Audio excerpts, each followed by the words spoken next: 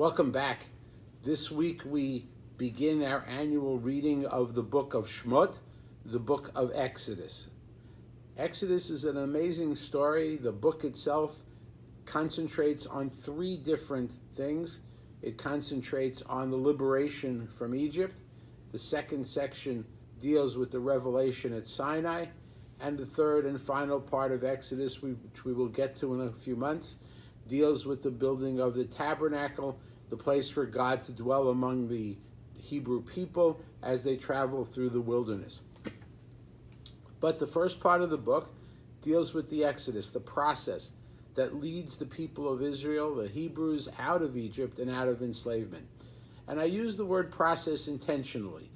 As we read the book, and I'm sure most people understand this, the events, the occurrences, the efforts, the initiatives that get the Hebrews and whatever fellow travelers there were with them liberated from Egypt is not something that happened overnight. Of course, we sit at Seder and we think about the drama of the Exodus itself, the splitting of the Sea of Reeds. We watch the old movie with Charlton Heston, and everybody thinks that it just kind of happened one morning and everything was fine. Actually, it happened in the middle of the night. But the truth of the matter is that we see prior to the Exodus a long, protracted, and arduous set of negotiations that goes on between Moses and Aaron and the Pharaoh. We see a back and forth.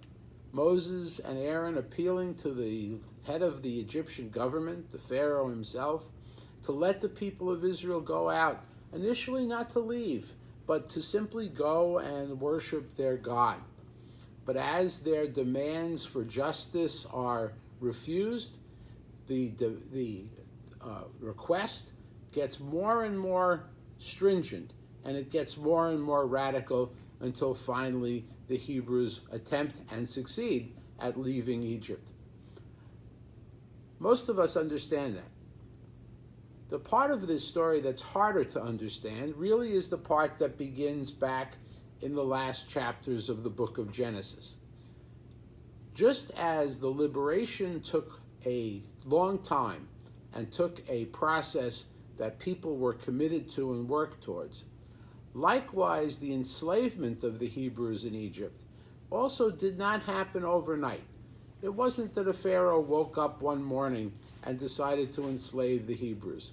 We see little bits and pieces of the gradual closing down of Egyptian society, the gradual isolation and oppression of the Hebrews until they become out-and-out slaves for several hundred years. This is what we have to be careful of. Our activism cannot be based simply on occurrences of the moment, but we have to be vigilant about little encroachments, little violations of our human rights, and more importantly, little violations of the human rights of others. Because as our society gets more and more accustomed to seeing people oppressed, seeing people excluded because of their color or because of their political beliefs, eventually that process can lead to full-blown enslavement. We learned this history, Nebuch, from the Nazis, Yamach Shmam. They didn't come to the Holocaust in one moment. They started out by taking little actions against Jews, communists, homosexuals, people who disagreed. And each time the Nazis took action against the Jews and others, the society didn't react and just became accustomed to what was a new norm. And ultimately, after Kristallnacht, the Nazis realized nobody was really going to stop them from killing millions of people. But it didn't happen in one morning, and it didn't happen in one day. And so the lesson we must take away from our beginning of the Exodus is understanding that our commitments to freedom and liberty for everyone take efforts on all of our part.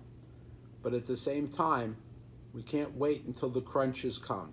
We can't wait until people have been enslaved, until their human rights their dignity and their democracy has been removed.